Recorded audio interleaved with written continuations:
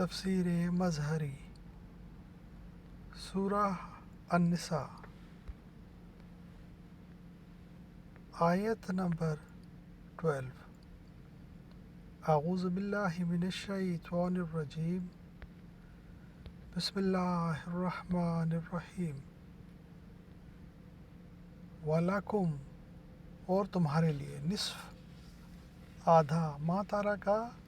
جو چھوڑ مریں ازواجکم تمہاری بیویاں یعنی بیویاں ان اگر لم یکن نہ ہو لہن ان کی ولد کچھ اولاد فإن پھر اگر کانا ہو لہن ولد ان کی اولاد فلکم تو تمہارے لیے ربع چوتھائی مما ترکنا اس میں سے جو وہ چھوڑیں من بعدی بعد وصیت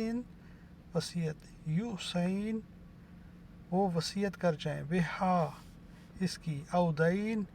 یا قرض ولہن اور ان کے لیے ربع چوتھائی مما اس میں سے جو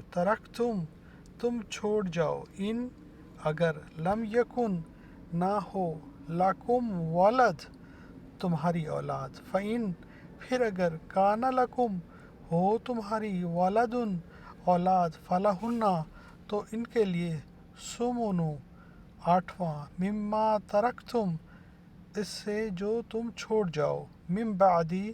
بعد وصیت توصون تم وصیت کرو بہا اس کی او یا دین قرض وَإِن اور اگر کانا ہو رجل ایسا مرد یورث میراث ہو کلالتاً جس کا باپ بیٹا نہ ہو او امرأۃ یا عورت وَلَہُ اور اس اخ بھائی او اختن یا بہن فَلِكُلِّ تو تمام کے لیے واحد منہما ان میں سے ہر ایک سدس چھٹا فإن پھر اگر کانو ہوں اکثرا زیادہ من ذالک اس سے فہم تو وہ سب شرکاء شریک فی ثلثی تہائی میں من بعدی اس کے بعد وصیت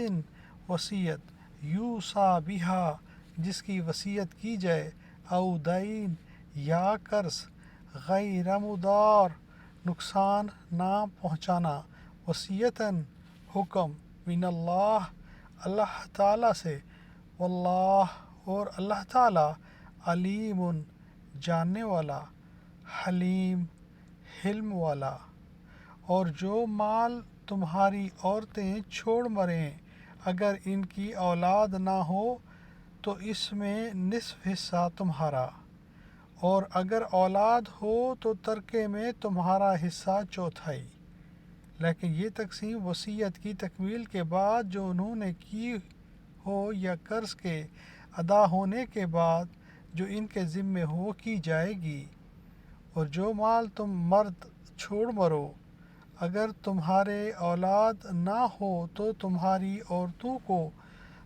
عورتوں کا اس میں چوتھائی حصہ اور اگر اولاد ہو تو ان کا آٹھواں حصہ یہ حصے تمہاری وصیت کی تکمیل کے بعد جو تم نے کی ہو اور ادائے قرض کے بعد تقسیم کیے جائیں گے اور اگر ایسے مرد یا عورت کی میراث ہو جس کے نہ باپ ہو نہ بیٹا مگر اس کے بھائی بہن ہو تو ان میں سے ہر ایک کا چھٹا حصہ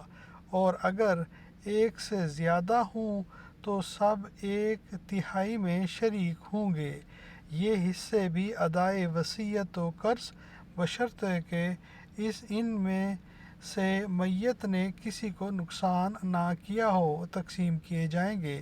یہ خدا کا فرمان ہے اور خدا نہایت علم والا اور نہایت حلم والا ہے صدق اللہ العظیم اللہم صلی وسلم علی نبینا محمد و آل محمد.